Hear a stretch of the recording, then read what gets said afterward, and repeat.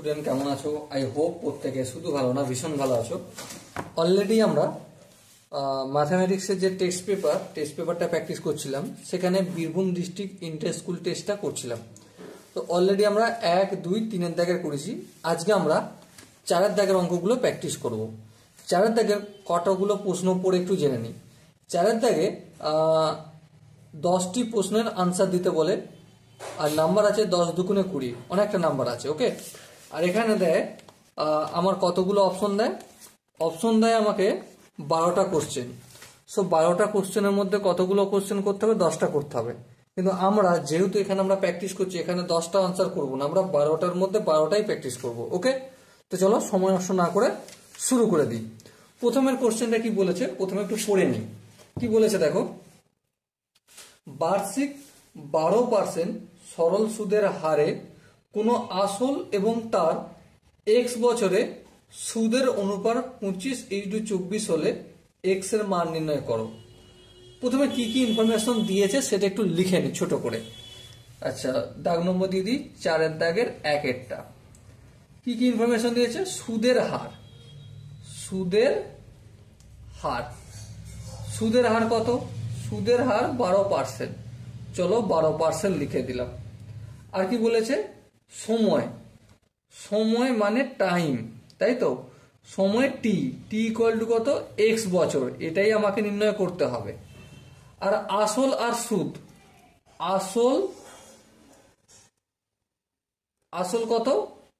আসল ইউজড সুদ, আসল আর সুদের অনুপাত বলেছে আমাকে 25:24 বলেছে। তাহলে আসল বা প্রিন্সিপাল কত? প্রিন্সিপাল পি ধরছি 25 কে। কেটা কি? কেটা হচ্ছে অশূন্য ধ্রুবক। কি লিখে দেবো? কে ইকুয়াল টু আনুপাতিক ধ্রুবক, অশূন্য ধ্রুবক। ওকে, কেটা। আর সুদ ইকুয়াল টু আই দ্বারা ডিনোট করা হয় ইন্টারেস্ট, 24K। সেম জিনিস এখানে লিখে দেবো, কে ইকুয়াল টু আনুপাতিক অশূন্য ধ্রুবক। বেশ, তাহলে এখানে দেখো আমরা জানি শর্তানুসারে কি? শর্তানুসারে I equal to PRT by 100, সুদ ইকুয়াল টু PRT বাই 100। তাহলে সুদ এখানে কত জানি? 24K। চলো এখানে বা দিয়ে লিখে দিই 24K ইকুয়াল টু পি এর ভ্যালু কত? 25K, এই লিখে দিলাম আমি 25K ইন্টু আর মানে রেট অফ ইন্টারেস্ট কত দেখো? 12%, এই ইন্টু 12 লিখলাম। আর হচ্ছে আমাদের টি, টাইম কত? এক্স, এই এক্স লিখলাম ডিভাইডেড বাই 100। এবারে একটু যদি ক্যালকুলেশন করি, এই 100টা নিচে আছে, এটা উপরে যাবে অপোজিট সাইডে পাঠালে, তাহলে 24K ইন্টু 100। আচ্ছা, এবারে এদিকে দেখো 25K এক্স এর সাথে গুণ আছে, অপোজিট দিকে আসলে কি হয়ে যাবে? ভাগ হয়ে যাবে, আর 12টা ভাগের আকারে নিচে বসে যাবে। এবার দেখো এই কে কেটে গেল। হ্যাঁ, 25 1 কে 25, 4 25 100, 12 1 কে 12, 12 দুগুণে 24। সো আলটিমেট দেখো 4 দুগুণে কত হলো? 8 ইকুয়াল টু এক্স। তাহলে এক্স সমান কত? 8। তাহলে সময় কত চেয়েছিল? অবভিয়াসলি এখানে 8 বছর আনসার আসবে। আই হোপ তোমরা অতএব দিয়ে আনসারটা লিখতে পারবে। ওকে, চলো যদি বুঝতে পেরে থাকো তো ডেফিনেটলি তোমরা চ্যানেলটা সাবস্ক্রাইব করে রাখবে, কারণ প্রতিদিন আমি প্রতিটা টেক্সটে এই কোশ্চেন যে আছে, প্রতিটা কোশ্চেন তোমাদের আমি প্র্যাকটিস করাবো। ওকে, আজকের ডেটে হয়তো বীরভূম ডিস্ট্রিক্ট ইন্টার স্কুল টেস্টে আজকের ভিডিওতে 4 নম্বর করছি, এর পরের ভিডিওতে 5 নম্বর, 6 নম্বর, 7 নম্বর, এইভাবে করতে করতে পরের যে পেপারগুলো রয়েছে সবগুলো করাবো। ওকে, তো চলো সময় নষ্ট না করে একটা কমপ্লিট হলো। এবার আমরা 2 এর অঙ্কটা করব। 2 এর অঙ্কটা কি বলছে প্রথমে একটু মন দিয়ে পড়ে নিই, তারপর অঙ্কটা করি। 2 এর অঙ্কটা বলেছে আমাদের, সুদের পর্ব 1 বছর হিসেবে কোনো মূলধন 3 বছরে চক্রবৃদ্ধিতে 8 গুণ হয়, সুদের হার নির্ণয় করো। দেখো প্রথমত বলি, এখানে একটা সময় কত? সময় বলে দিয়েছে কি, হ্যাঁ সময় ব্র্যাকেটের মধ্যে টি দিই, টি সমান কত, টি সমান হচ্ছে 3 বছর, এই 3 বছর লিখলাম। আর কি দেয়া রয়েছে, সুদের পর্ব হচ্ছে বছরে 1, বেশ।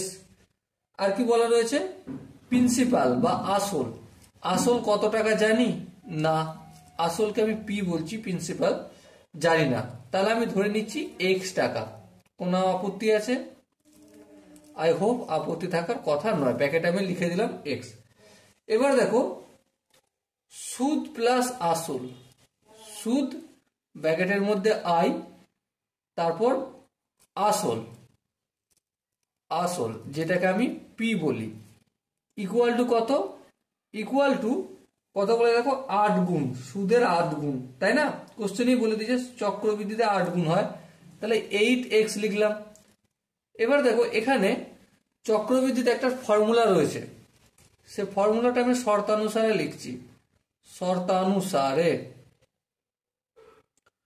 ফর্মুলাটা কি, সুদ প্লাস আসল, সুদ প্লাস আসল equal to P, P for principal, into 1 plus কি হয় আর বাই 100, আর এখানে এন হয়। এবারে আর আর এন এর ভ্যালু বিভিন্ন সময় বিভিন্ন রকম হয়, গল্পটাকে করে নিই তারপর অঙ্কটা করব। সুদ প্লাস আসল 8x, এই 8x লিখলাম। P, P for principal, principal কত ধরেছি এক্স লিখেছি, এই এক্স লিখলাম। 1 প্লাস এই যে আর আছে না, আর এখানে যে এন আছে, এর মানটা কেমন হয় সেটার বিষয়ে একটু কথা বলি। এটা বছরে একবার করে পর্ব দিয়েছে, কোশ্চেনে দেখো বলেছে যে সুদের পর্ব 1 বছর, সুদের পর্ব যদি 2 হতো, ঠিক আছে, সুদের পর্ব মানে বছরে যদি 6 মাস অন্তর অন্তর আর সুদরা আসলে কনভার্ট হয়ে যেত, তাহলে এখানে আর হতো না, আর বাই 2 হতো, আর এখানে এন হতো না, এন ইন্টু 2 হতো। যদি 3 বছর 3 মাস অন্তর অন্তর সুদরা আসল হয়ে যেত, মানে সুদের পর্বটা 3 মাস অন্তর অন্তর হতো, তাহলে 1 বছর কত দিত 4 বার সুদরা আসল হতো, 4 বার, তো সুদের পর্ব হয়ে যেত 4, তাহলে এখানে আর বাই 4 হয়ে যেত, আর এখানে এন ইন্টু 4 হয়ে যেত। এবার যেহেতু এখানে সেরকম কিছু বলেনি, সুদের পর্ব বছরে 1 বার, সুদের পর্বটা বলেছে বছরে 1 বার, সেহেতু এখানে কোনো রকম চেঞ্জ হবে না। ওকে, তাহলে এখানে দেখো এন, এনটা কি হয়ে যাবে 3 হয়ে যাবে, 3 ইন্টু 1, আর রেট অফ ইন্টারেস্ট এটাই তোমাকে বের করতে হবে, তাহলে কোনো কিছু পরিবর্তন করার প্রয়োজন নেই। এবার দেখো এই এক্সটাই পুরোটার সঙ্গে গুণের আকারে আছে, অপোজিট সাইডে আসলে কি হয়ে যাবে ভাগ হয়ে যাবে, তাহলে 8x বাই এক্স হয়ে গেল, ইকুয়াল টু এখানে দেখো এখানটা একটু ভগ্নাংশের যোগ বিয়োগ করে নিই, তাই না?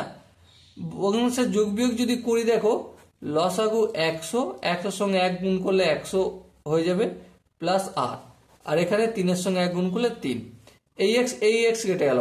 আচ্ছা এখানে যদি কিউবটা অপোজিট সাইডে সমানে নিয়ে আসি, তাহলে এদিকটা কি হয়ে যাবে কিউবিক 8, 8 এর পাওয়ার হয়ে যাচ্ছে 1/3, আর এদিকটা এই 3টে চলে গেছে, এদিকটা পড়ে থাকবে 100 প্লাস আর বাই 100। এখানটাই হোক প্রত্যেকে বোঝা গেছে। এরপর দেখো কিউবিক 8 মানে হচ্ছে 2, কারণ আমি এখানে একটু রাফে তোমাদের করে দিচ্ছি, কারণ 2 গুণিতক 2 গুণিতক 2 সমান 8 হয়, তাহলে 2 এর পাওয়ার কত 3। এবারে কিউবিক রুট যেহেতু, তাহলে দেখো এখানে এই 3, তাই না, আর এই 3 মানে কি এই 3 কেটে গেল, সমান 2 হয়ে যাবে। সো এখানে কিউবিক 8 মানে 2 হবে, আর এদিকে 100 প্লাস আর বাই 100, এবার এই 100টা অপোজিট দিকে গেলে 200 হয়ে যাবে, আর এখানটা 100 প্লাস আর থাকবে, এই 100টা অপোজিট দিকে গেলে 100টা যোগ আছে বিয়োগ হয়ে যাবে, তাহলে 100 ইকুয়াল টু আর। জানতে কি চেয়েছিল, জানতে চেয়েছিল আমাদের, দেখো কোশ্চেনে কি আছে, সুদের হার নির্ণয় করো। সো ডেফিনেটলি সুদের হার কত হলো 100%। Okay, so dear student, I hope এই কোশ্চেনের কনসেপ্টটা প্রত্যেকের বোঝা গেছে।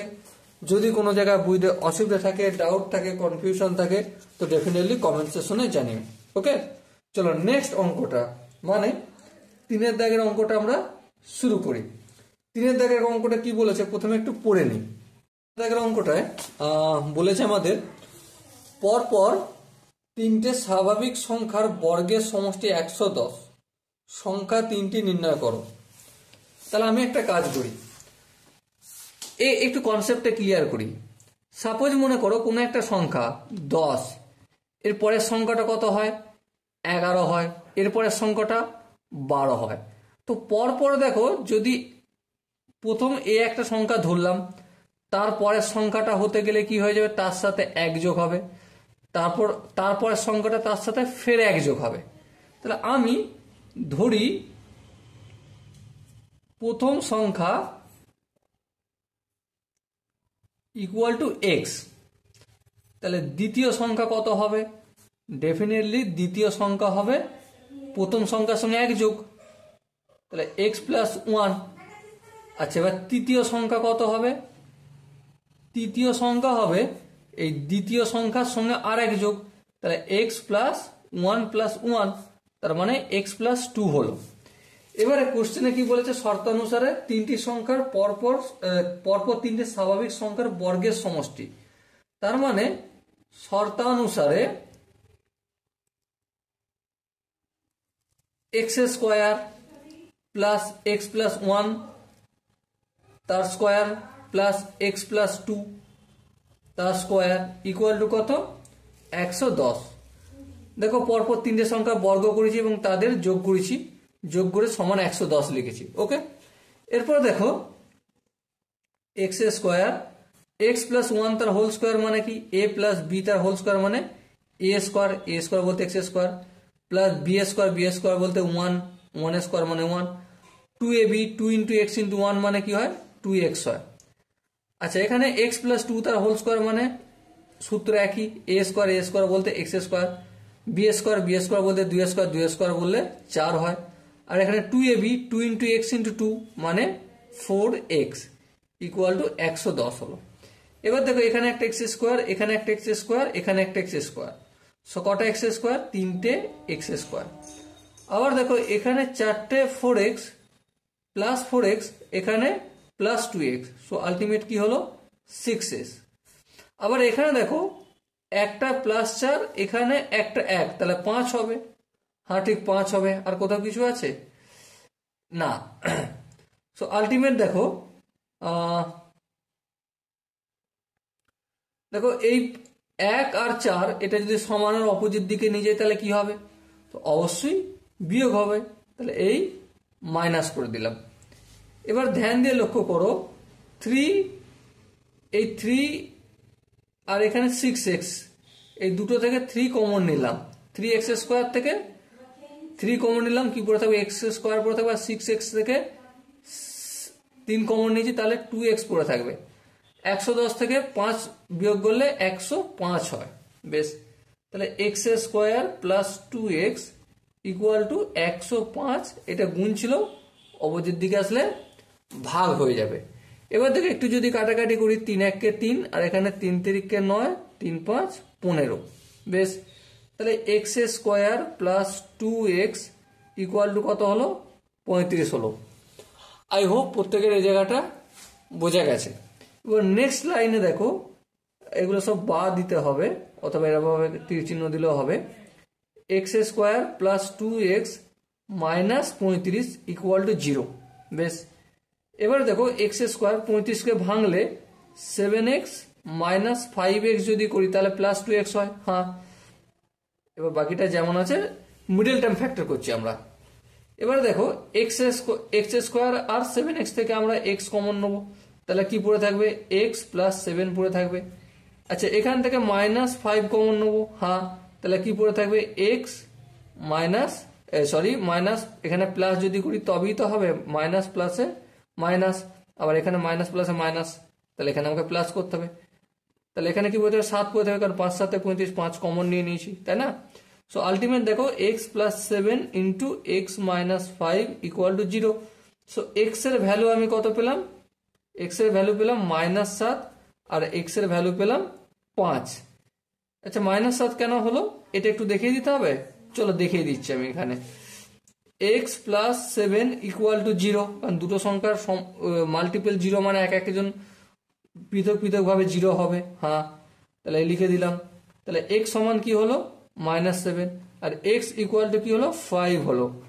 এবার লক্ষ্য করো, যেহেতু কোশ্চেনে বলেছে তিনটে স্বাভাবিক সংখ্যা ন্যাচারাল নাম্বার শুরু হয় 0 থেকে, এন ফর ন্যাচারাল নাম্বার শুরু হয় 0 বলছি 1 থেকে, 1 2 3 4 5, মাইনাস একটা আনসার নিলে হবে না, তাহলে এটা কি হয়ে যাবে আমাদের রিজেক্ট হয়ে যাবে। কি হয়ে যাবে রিজেক্ট। তাহলে প্রথম সংখ্যা কোনটা? তাহলে প্রথম সংখ্যাটি কত পেলাম আমি? অর্থাৎ প্রথম সংখ্যাটি হলো সংখ্যাটি 5। দ্বিতীয় সংখ্যাটি কত হলো 5 প্লাস 1 সমান 6, আর তৃতীয় সংখ্যাটি কত হলো 5 প্লাস 2 সমান 7। ব্যাস, okay. So dear student, I hope এই কোশ্চেনের কনসেপ্টটা প্রত্যেকে বুঝতে পেরেছো। যদি কোনো জায়গায় ডাউট থাকে তো ডেফিনেটলি কমেন্টে জানাও। ওকে, চলো নেক্সট আমরা 4 দাগের অঙ্কটা করব। 4 দাগের অঙ্কটা কি বলেছে প্রথমে পড়ে নিই। 4 দাগের অঙ্কটা বলেছে দুটি সংখ্যার অনুপাত 5:6। কি বলেছে? দুটি সংখ্যার অনুপাত 5:6 এবং তাদের গসাগু 7 হলে সংখ্যা দুটির সমষ্টি নির্ণয় করো। দেখো, দুটো সংখ্যার অনুপাত 5:6 হলে, একটা কথা বলি, এখান থেকে তোমরা নিজেরাই অঙ্কটা করতে পারবে। কি করে পারবে সেটা তোমরা নিজেরা ভাবো। গসাগু সমান কি? গসাগু এই কথাটার মানেটা কি? এই কথাটার মানে বুঝে গেলেই অঙ্কটা শেষ হয়ে যাবে। ঠিক আছে, দেখো একটা জিনিস, গ সা গু মানে হচ্ছে গরিষ্ঠ সাধারণ গুণনীয়ক, গুণিতক নয়, গুণনীয়ক, তাই না? মানে এই একটা সংখ্যা আর এই একটা সংখ্যা, এই দুটো সর্বোচ্চ কমন কত থাকবে? ঠিক, হ্যাঁ ঠিক। সাপোজ মনে করো 20 আর 25, আমি উদাহরণ দিয়ে বলছি, অঙ্কটা এখনো করিনি। এই দুটো সর্বোচ্চ কত কমন নিয়ে কাটা যাবে? তো ডেফিনেটলি 20/5 = 25/5 করতে পারবো আমরা, তাই না? সো কত হবে? 4:5 হয়ে যাবে। তার মানে যে অনুপাতটা পেলাম তার সঙ্গে গসাগুটা গুণ করে দিলে সংখ্যাটা পাওয়া যায়। হ্যাঁ, তাহলে অতএব আমি এখানে লিখতে পারি যে সংখ্যা দুটির অনুপাত ইকুয়াল টু কত? ইকুয়াল টু, দেখো কোশ্চেনে বলে দিয়েছে 5:6, 5:6 গ সা গু সমান কত? গসাগু কত বলেছে? 7 বলে দিয়েছে। তাহলে অতএব প্রথম সংখ্যাটি হবে কত? প্রথম সংখ্যাটি হবে 5 × 7 মানে 5 7 35, আর দ্বিতীয় সংখ্যাটি কত হবে? 6 × 7, 6 7 42। বুঝতে কি পারছো? না বুঝতে পারলে কমেন্টে জানাবে। ওকে, এখানটা একবার বুঝতে পারলেই সমস্ত জায়গাটা বোঝা যাবে। এবার দুটো সংখ্যার সমষ্টি, দুটি সংখ্যার সমষ্টি সমান, দুটি সংখ্যার সমষ্টি সমান 35 প্লাস 42, 5 আর 2 7, 4 আর 3 7, 77 হলো। এবার এই অঙ্কটা বোঝার জন্য এখানটা এই কনসেপ্টটা যে বুঝিয়েছি, এই জায়গাটা বোঝাটা খুব দরকার। আমরা কোনো দুটো সংখ্যাকে যখন অনুপাতে নির্ণয় করি তখন গসাগুটাই বাদ দিই, ভাগ করি। তো গসাগুটা ভাগ করছি মানে গসাগুটা অনুপাত দুটোর সঙ্গে গুণ করে দিলে সংখ্যা দুটো পেয়ে যাব। এখানে আমরা দেখিয়েছি। যদি বুঝতে না পারো তো অবভিয়াসলি একটু ব্যাক করে দেখো। এখানটা আমি যে 20/5 করেছি, 25/5 করেছি। ওকে, তাহলে অবশ্যই বুঝতে পারবে। চলো এরপর আমরা 4টা হলো 5-এর অঙ্কটা করি। 5-এর অঙ্কটার জন্য একটা পেজ, এই পেজে শেষ হয়ে গেছে, এটা সাইড করে দিই। চলো 5-এর কোশ্চেনটা কি বলেছে প্রথমে আমরা পড়ে নিই।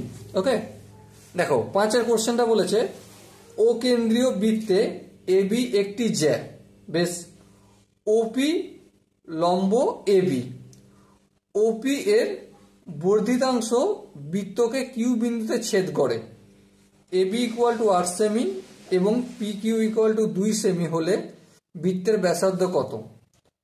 চলো যেমন যেমন বলেছে সেই অনুযায়ী আমরা চিত্র বা ছবি অঙ্কন করে নিই। প্রথমে আমরা একটা ও কেন্দ্রীয় বৃত্ত অঙ্কন করি। চলো এই বৃত্ত অঙ্কন করলাম, তোমরা অবশ্যই পরীক্ষার খাতায় কিন্তু কাঁটা কম্পাস পেন্সিলের সাহায্যে আঁকবে। আর এই হচ্ছে আমার ও কেন্দ্রীয় বৃত্ত। এবারে এখানে এ বি একটা জ্যা অঙ্কন করছি, ঠিক আছে, এই হচ্ছে এ আর বি। আচ্ছা এখানে কি বলেছে ওপি লম্ব এ বি, ওপি এই ও থেকে পি পর্যন্ত লম্ব অঙ্কন করলাম, ধরো এই হচ্ছে পি, মানে এদিকটা 90 ডিগ্রি, এদিকটাও 90 ডিগ্রি হবে। আর কি বলেছে ওপি এর বর্ধিতাংশ বৃত্তকে কিউ বিন্দুতে ছেদ করে, মানে এটাকে আমি বাড়ালাম, যেখানটা ছেদ করেছে এখানটার নাম দিলাম কিউ, বেশ। আর কি বলেছে এ বি, আচ্ছা এ বি কি বলেছে, এ বি বলেছে আমাদের 8 সেমি। আর কি বলেছে পি কিউ, পি থেকে কিউ পর্যন্ত কতটা বলেছে, পি কিউ ইকুয়াল টু 2 সেমি। সো আমাকে নির্ণয় কি করতে, বৃত্তের ব্যাসার্ধ, মানে ও থেকে বি পর্যন্ত নির্ণয় করতে হবে।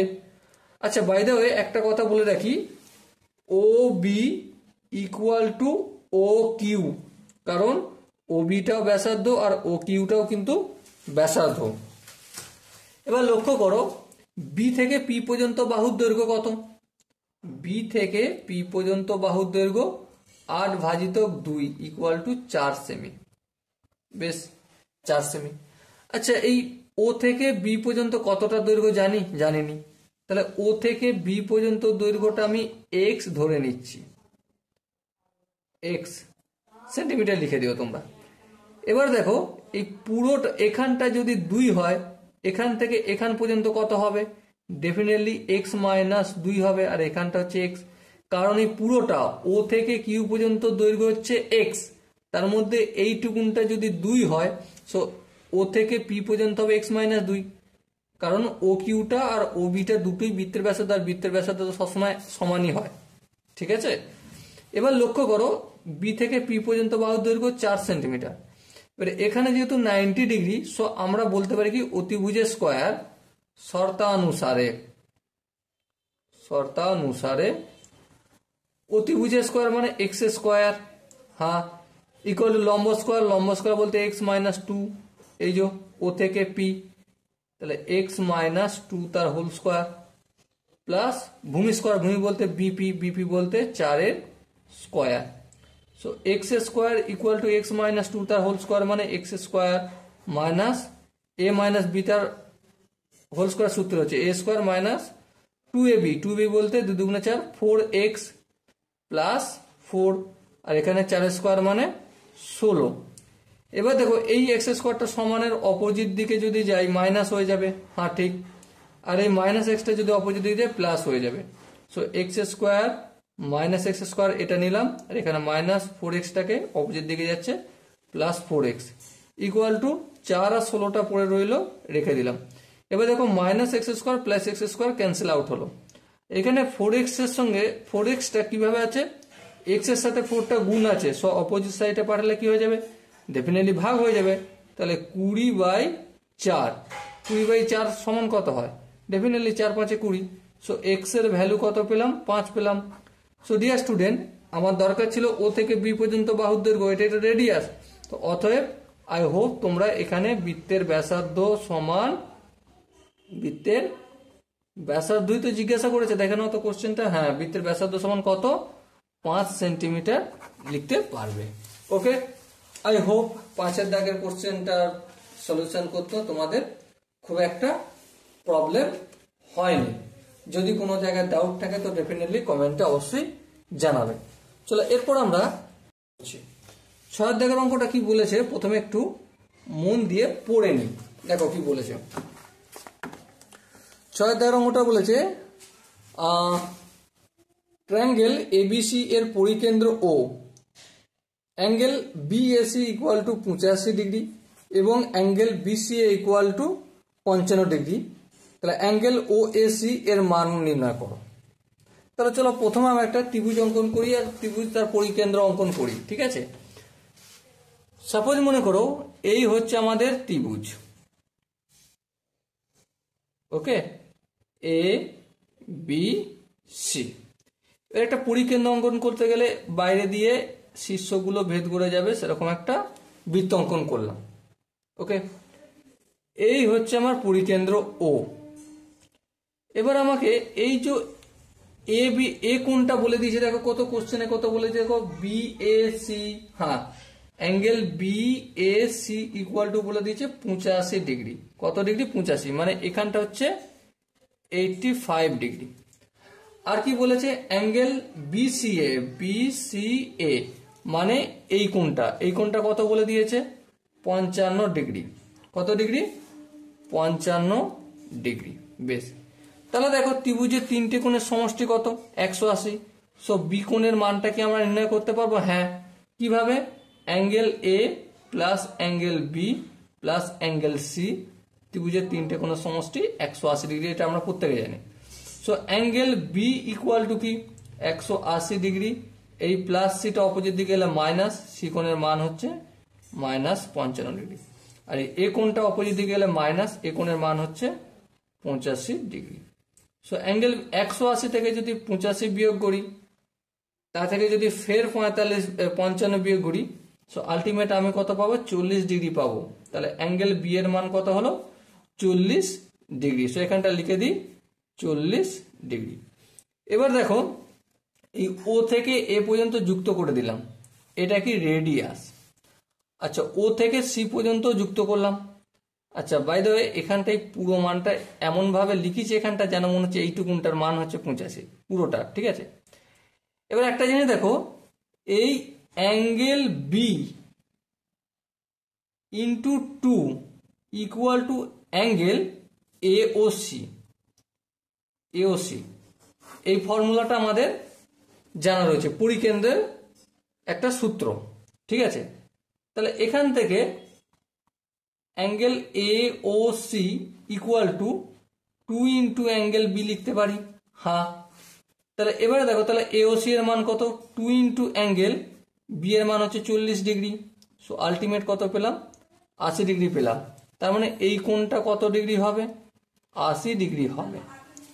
এখান পর্যন্ত কারো বুঝতে কি অসুবিধা রয়েছে? আই হোপ অসুবিধা নেই। এবার আমাকে জিজ্ঞাসা করেছে কোনখানটা? ও এ সি, মানে এই কোণটার মান কত?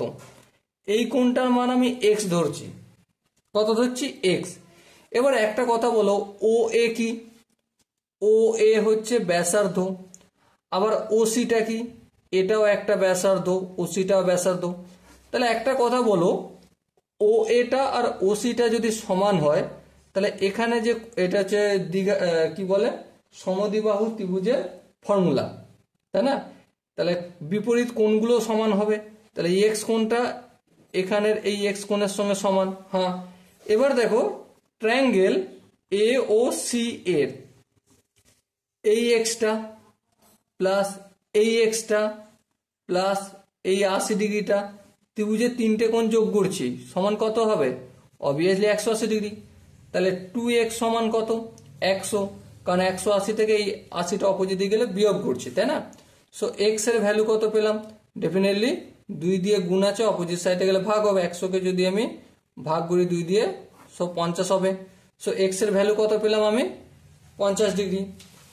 আই হোপ তোমরা প্রত্যেকে আনসারটা লিখে নিতে পারবে যে angle O A C equal to 50 degree.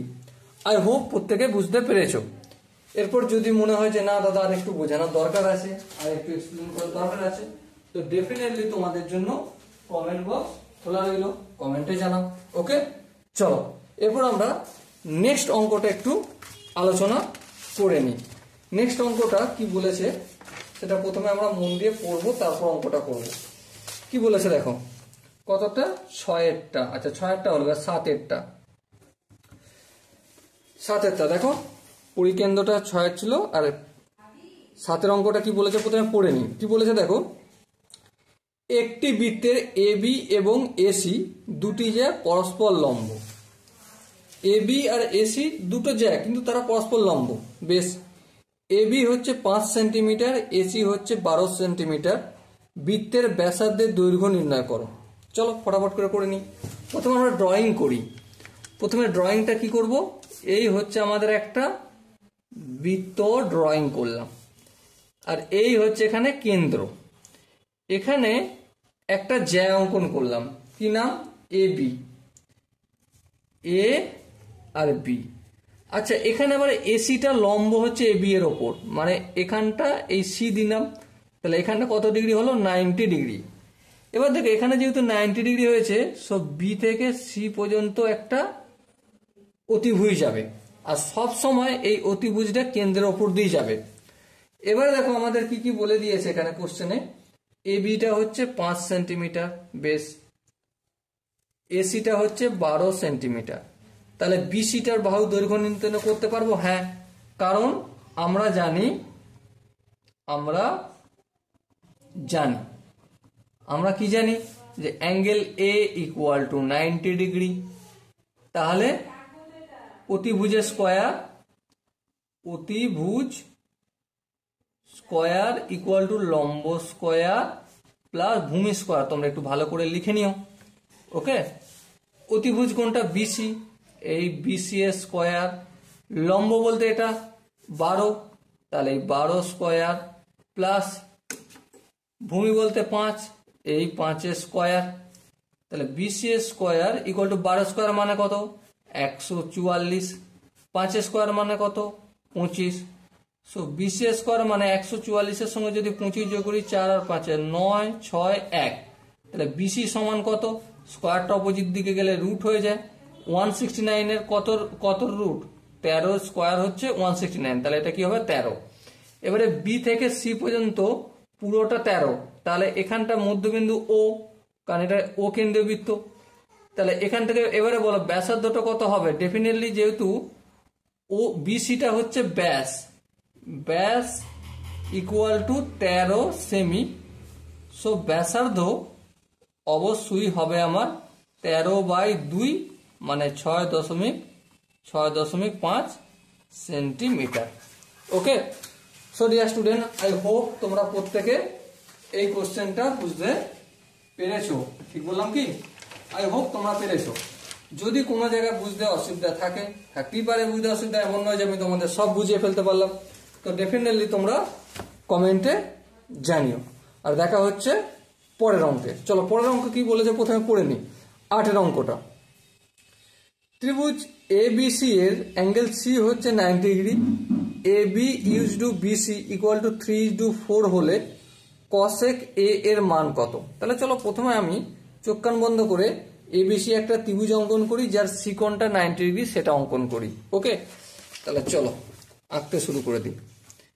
8 দাগের VII 8, তাহলে এই হচ্ছে আমাদের একটা ত্রিভুজ এ বি সি, আর এই সি কোণটা কত, 90 ডিগ্রি। বেশ, এবারে আমাদেরকে কি কি বলে দিয়েছে দেখো, AC use to BC equal to 3:4, বেশ বলে দিয়েছে। তাহলে AC সমান কত, AC সমান আমি 3x বলতে পারি। হ্যাঁ, ব্র্যাকেটে লিখে দেবো x আনুপাতিক ধ্রুবক, x সমান আনুপাতিক ধ্রুবক। ওকে, আর BC সমান কত, 4x, সেম লিখে দেবো x সমান আনুপাতিক ধ্রুবক। বেশ, এবারে একটা কথা বলো, জিজ্ঞাসা কি করেছে, কসেক এ। আচ্ছা, কসেক এ মানে কি, এ কোণের সাপেক্ষে আলোচনা করতে বলেছে। হ্যাঁ, আচ্ছা, এ কোণের সাপেক্ষে 90 ডিগ্রির অপোজিট বাহুটা সবসময় হাইপোটেনিয়াস বা অতিভুজ হয়, এইচ লিখে দিলাম। হ্যাঁ, আচ্ছা, এই যে অ্যাঙ্গেলটা, যেই অ্যাঙ্গেলের সাপেক্ষে আমরা আলোচনা করব তার বিপরীত বাহুটা কি হয়, লম্ব মানে পারপেন্ডিকুলার, পি লিখলাম। আর এই কোণটার সাপেক্ষে আলোচনা করছি, তাহলে এই বাহুটা যে লেগে অবশিষ্ট রইল এটা হচ্ছে বেস বা ভূমি। কসেক থিটা মানে কি, কসেক থিটা মানে সাইন থিটা মানে কি লম্ব বাই অতিভুজ, সো কসেক থিটা মানে কি অতিভুজ বাই লম্ব, তাহলে অতিভুজ বাই লম্ব এইচ বাই পি। এবারে দেখো এইচ বাই পি মানে গল্পটা কি, এইচ বলতে এখানে এ বি বলতে কত, আরে বাবরে এ বি তো মান নির্ণয় করাই হয় না, চলো রেখে দিই এইচ আকারে। আচ্ছা পি বলতে বিসি মানে কত 4x। চলো তাহলে এই এইচ এর মানটা নির্ণয় করে নিই। দেখো অতিভুজের স্কোয়ার ইকুয়াল টু লম্ব স্কোয়ার প্লাস ভূমি স্কোয়ার, এটা জানি। তাহলে এখানে শর্তানুসারে করে লিখি আমরা, শর্তানুসারে কি এ বি এর স্কোয়ার, অতিভুজের স্কোয়ার লম্ব বলতে বি বলতে এখানে দেখো এসি বলতে 3x তার স্কোয়ার প্লাস ভূমি স্কোয়ার মানে 4x, তাহলে 4x তার স্কোয়ার। সো এ বি এর square equal to 9x square plus 16x square. So A B এর স্কোয়ার মানে 25x square. So A B সমান কত, স্কোয়ারটা অপোজিট দিকে গেলে রুট হয়ে যাবে, 25 রুট 25x স্কোয়ার। তাহলে দেখো 25 থেকে 5 বেরিয়ে আসবে, এক্স স্কোয়ার থেকে এক্স বেরিয়ে আসবে। সো এ বি পেলাম আমি কত 5x। সো দেখো এখানে এ বি যদি 5x পেয়ে যাই তাহলে এই 5x লিখলাম আর এই 4x লিখলাম, এই এক্স কেটে গেল, সো আলটিমেট পেলাম 5/4। ওকে, সো কসেক এ এর মান কত পেলাম, কসেক এ এর মান পেলাম আমরা 5/4, এটা হবে আমাদের answer. So dear student, I hope তোমরা প্রত্যেকে এই অঙ্কটা বুঝতে পেরেছো। এরপর আমরা 9 দাগের অঙ্কটা করব। 9 দাগের অঙ্কটা কি বলেছে প্রথমে একটু পড়ে নিই। দেখো cos a plus cos square a equal to 1 হলে প্রমাণ করি যে sin square a plus sin to the power 4a equal to 1 হবে। চলো ফটাফট করে 9 দাগের অঙ্কটা অন্য একটা পেজ খুলে পড়ে নিই। দাগ নম্বর দিলাম cos a plus cos square a equal to কত 1, এটা বলে দিয়েছে। এবার এখানে তোমরা লিখতে পারো দেওয়া আছে, কি লিখতে পারো দেওয়া আছে। ওকে, এবার দেখো এই cos এটা সমানের অপোজিট দিকে নিয়ে যাব, cos square a equal to 1 minus cos a, বেশ। আবার cos স্কয়ার এটার জায়গায় আমি 1 মাইনাস sin স্কয়ার a লিখতে পারি, হ্যাঁ লিখতে পারি। 1 মাইনাস cos a যেমন আছে তেমন লিখলাম। cos স্কয়ার a মানে হচ্ছে 1 মাইনাস sin স্কয়ার a, এটা ত্রিকোণমিতির একটা ফর্মুলা। এবার দেখো ডান দিকেও +1 বাম দিকেও +1, তাহলে একটা কেটে গেল। এবার দেখো এখানেও মাইনাস এখানেও মাইনাস, তাহলে মাইনাসকে মাইনাস দিয়ে গুণ করলে কেটে যায়, দুদিকে মাইনাস। তাহলে আমি কি লিখতে পারি sin স্কয়ার a সমান cos a লিখতে কি পারি, আই হোপ আমি লিখতে পারি। সো এখানে আমি এটা 1 নম্বর ইকুয়েশন করলাম। এরপর আবার দেখো আমি এই পুরোটাকে হোল স্কোয়ার করব, সাইন স্কোয়ার আছে আবার যদি স্কোয়ার করি তাহলে 4a হয়ে যাবে, আর ডান দিক বাম দিকটা যেহেতু করেছি ডান দিকটাও করতে হবে। সো এই আমি cos স্কোয়ার a করে দিলাম, এটা 2 নম্বর ইকুয়েশন। আনসার আমাকে জিজ্ঞাসা করছে কি sine square a plus sign to the power 4a সমান কত। দেখো আমি এখানে সাইন স্কোয়ার a এর জায়গায় কিছু করলাম না, সাইন স্কোয়ার a রেখে দিলাম। সাইন টু দি পাওয়ার 4 এর জায়গায় আমি cos স্কোয়ার a লিখতে পারি, হ্যাঁ 2 নম্বর ইকুয়েশন, তাহলে এই cos স্কোয়ার a লিখলাম। এবার বলো sine square a plus cos square a এর মান কত, অবশ্যই 1, তাহলে এই আমার প্রমাণিত হলো। Okay, so dear student, I hope ত্রিকোণমিতির এই কনসেপ্ট বেস একটা কোশ্চেন তোমরা প্রত্যেকে বুঝতে পেরেছো। যদি বুঝতে অসুবিধা থাকে, ডাউট থাকে, কনফিউশন থাকে, কি করতে হবে, তার জন্য তো কমেন্ট সেকশন খোলা রইলো, কমেন্টে দেখা করবো। আর দেখা এবারে আমরা নেক্সট অঙ্কটা মানে 10-এর অঙ্কটা করব। 10-এর অঙ্কটা কি আছে প্রথমে আমরা পড়ে নিই। কি বলেছে দেখো, বলেছে যে একটি ঘনকের প্রত্যেক তলের কর্ণের দৈর্ঘ্য 8√2 মিটার হলে ঘনকটির কর্ণের দৈর্ঘ্য কত হবে। মন দিয়ে বুঝবে, একটা ঘনক মানে যার প্রতিটা তলের ক্ষেত্রফল সমান, তাহলে এবারে দেখো কোশ্চেনে ভালোভাবে বলেছে, কি বলেছে, বলেছে যে প্রত্যেকটা তলের কর্ণের দৈর্ঘ্য। তাহলে এই একটা তল নিলাম আমি, এই কর্ণের দৈর্ঘ্যটা আমি যদি ডি ধরি, স্মল ডি বললাম, এটা এ সাইডটা আর এই সাইডটাও নিশ্চয়ই এই হবে।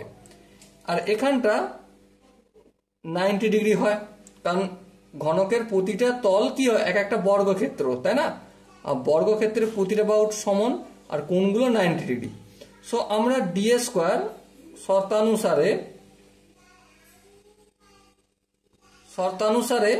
শর্তানুসারে অতিভুজের স্কোয়ার বলতে ডি স্কোয়ার, এবার লম্ব স্কোয়ার মানে এ স্কোয়ার প্লাস এই স্কোয়ার, ভূমি স্কোয়ার মানে a square. So D square equal to 2a square. So এই স্কোয়ারটা যদি অপোজিট দিকে পাঠাই তাহলে √2 ইন্টু এ স্কোয়ারটা হটে যাবে। এবার দেখো প্রতিটা তলে কর্ণের দৈর্ঘ্য 8√2, তাহলে ডি এর ভ্যালু তো অলরেডি দেওয়া রয়েছে, কত, 8√2। তাহলে এখানে যদি 8√2 বসাই, √2 ইন্টু এ দেখো এই √2টা দুটো অপোজিট দিকে যদি যায়, এই রুটটাকে যদি দিকে পাঠাই ভাগ হবে, ভাগ হয়ে কেটে যাবে। সো এখন ডাইরেক্ট আমি কেটে দিলাম 8 ইকুয়াল টু এ। ওকে, তাহলে এক একটা সাইডের দৈর্ঘ্য পেলাম। এবারে দেখো, এবারে এই যে বর্গক্ষেত্র দ্বারা গঠিত ঘনকটা পাচ্ছি, ঠিক আছে, এই এই এই আর এই। এবারে এর সব থেকে দূরে এই কোণটার সঙ্গে আর এর সব থেকে দূরে এই কোণটা, অথবা এই কোণটা এর সব থেকে দূরে এই কোণটা, এই যে কর্ণটা, এই কর্ণের একটা সূত্র আছে, এই কর্ণটা আমি ডি নামে ডিনোট করছি। ডি সমান কি, √3 ইন্টু এ। সো √3 ইন্টু এ মানে ঘনকের কর্ণ ইকুয়াল টু √3 ইন্টু বাহু। সো √3 ইন্টু বাহু মানে √3 ইন্টু 8। সো আলটিমেট আনসার কত হবে, 8√3 সেন্টিমিটার বলেছে তো, না মিটার বলেছে। চলো এখানে আমি মিটার লিখে দিলাম, ব্যাস অঙ্ক শেষ। Okay, so dear student, I hope তোমরা প্রত্যেকে এই কোশ্চেনের আনসারটা বুঝতে পেরেছো। 10টা হলো। এরপর আমরা 11 দাগের কোশ্চেনের আনসারটা সলভ করব। এই পার্টটা কি করা সম্ভব হবে? হ্যাঁ হবে। দেখো 11 দাগের অঙ্কটা কি বলেছে, প্রথমে আমরা মন দিয়ে একটু পড়ে নিই। কি বলেছে দেখো, বলেছে যে একটি লম্ব বৃত্তাকার চোঙের আয়তন ও তার বক্ষতলের ক্ষেত্রফলের সংখ্যামান সমান হলে চোঙটির ব্যাসার্ধ কত। দেখো প্রথমে আমরা একটা কাজ করব, চোঙ একটা এখানে অঙ্কন করে নিই। এই চোঙ, উপরে যে এটা থাকবে, নিচেতেও যে বৃত্তটা তৈরি হবে সেটার দৈর্ঘ্যটা সেম তৈরি হবে। এখানে এই যে ব্যাসার্ধ এটা আর, তো এখানে যে ব্যাসার্ধ এটা আর হবে। এখানে হাইট ধরে নিচ্ছি আমরা এইচ, ঠিক আছে। এবারে দেখো পার্শ্বতলের ক্ষেত্রফলের সূত্র, প্রথমে আয়তনের সূত্র কি, আয়তন সমান এই যে ভূমিটা রয়েছে, ভূমির ক্ষেত্রফল ইন্টু উচ্চতা। ভূমির ক্ষেত্রফল মানে কি, ভূমিটা কি, বৃত্তের ক্ষেত্রফল মানে pi r square into H. ওকে, এটা হলো আয়তন। এবার পার্শ্বতলের ক্ষেত্রফল কি বললাম, পার্শ্বতলের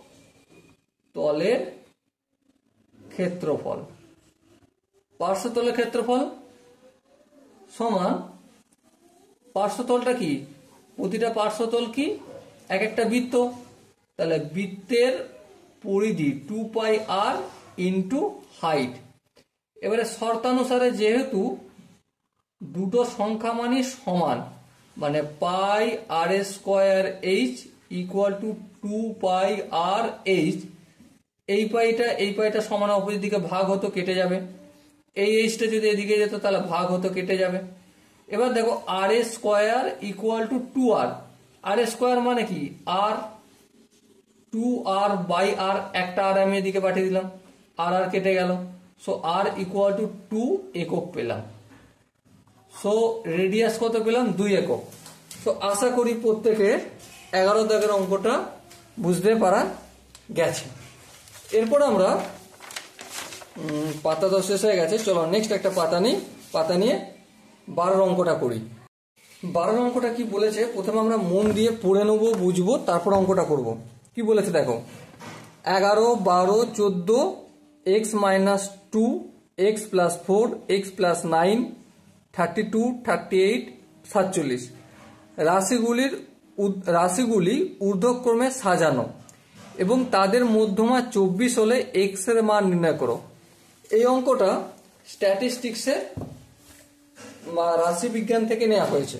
ওকে, তো চলো অঙ্কটা করার জন্য আমরা একটা কাজ করব। প্রথমে দাগ নম্বর দিয়ে দিলাম, এরপর অঙ্কটার কি কি নাম্বার দেওয়া রয়েছে সেটা একটু দেখে নিই। 11 নাম্বার দেওয়া রয়েছে, তারপর 12, তারপর 14, তারপর x মাইনাস 2, তারপর x প্লাস 4, তারপর x প্লাস 9, তারপর 32, নেক্সট কত আছে 38, আর তারপর 47। দেখো এই টাইপের অঙ্কগুলো, আচ্ছা এদের আবার মধ্যমা বলে দিয়েছে, মধ্যমা 24। দেখো এই টাইপের অঙ্কগুলো নির্ণয় করার জন্য প্রথমে কতগুলো টার্ম আছে দেখে নিতে হবে। nth টার্ম, কি বললাম, nth তম, মানে কতগুলো সংখ্যা, ঠিক আছে। তাহলে সংখ্যা হচ্ছে n ইকুয়াল টু 1, 2, 3, 4, 5, 6, 7, 8, 9টা। এই 9টা কি? যা অযুগ্ম। হ্যাঁ ঠিক, যা অযুগ্ম। অযুগ্মের সময় একটা শর্ত এখানে লাগানো হয়। কি শর্ত? বা শর্তানুসারে কি মধ্যমা ইকুয়াল টু n প্লাস 1/2 তম পদ। আচ্ছা এখানে মধ্যমার মান দেওয়া রয়েছে, হ্যাঁ কোশ্চেনে দেখো 24, এই 24 লিখলাম। ইকুয়াল টু n কত? 9 প্লাস 1/2, এখানেই তম পদরা লিখলাম। ওকে, এবার দেখো 24 ইকুয়াল টু 9 প্লাস 1 মানে কি? 10। 10কে যদি আমি 2 দিয়ে ভাগ করি কি হবে? 5 হবে। তাহলে 5তম পদ। এবার দেখো 5তম পদটা কত রয়েছে? 1, 2, 3, 4, 5। এই x প্লাস 4টা রয়েছে 5তম পদ। তাহলে 24 ইকুয়াল টু x প্লাস 4 লিখতে পারি? হ্যাঁ লিখতে পারি। এই 4টা যদি সমানের অপোজিট দিকে আসে কি হয়ে যাবে? 24 মাইনাস 4 ইকুয়াল টু x। তার মানে 24 থেকে যদি 4 বিয়োগ করি কত হলো? 20 ইকুয়াল টু x হলো। ওকে, সরিয়া স্টুডেন্ট, আই হোপ তোমরা প্রত্যেকে বুঝতে পেরেছো এই কোশ্চেনটা কিভাবে সলভ করেছি। সো দেখো এখন আমরা এই ভিডিওটায় 4 দাগের অঙ্কগুলো, সমস্ত অঙ্কগুলো সলভ করলাম, তাই না? আলোচনা করলাম। এরপর এমনটা নয় যে আমি তোমাদের সব বুঝিয়ে ফেলতে পেরেছি। এমন অনেক জায়গা আছে তোমাদের পার্সোনালি মনে হচ্ছে না দাদা আর একটু বেশি করে বোঝালে ভালো হতো। তো তার জন্য কি করতে হবে? কমেন্টে অবশ্যই জানাতে হবে। আর দেখা হচ্ছে পরের ভিডিওতে। পরের লেকচারে আমরা কি শিখবো? পরের লেকচারেই 5 দাগের অঙ্কগুলো প্র্যাকটিস করব। ওকে, ততক্ষণ পর্যন্ত ভালো থেকো, সুস্থ থেকো এবং জয় হিন্দ।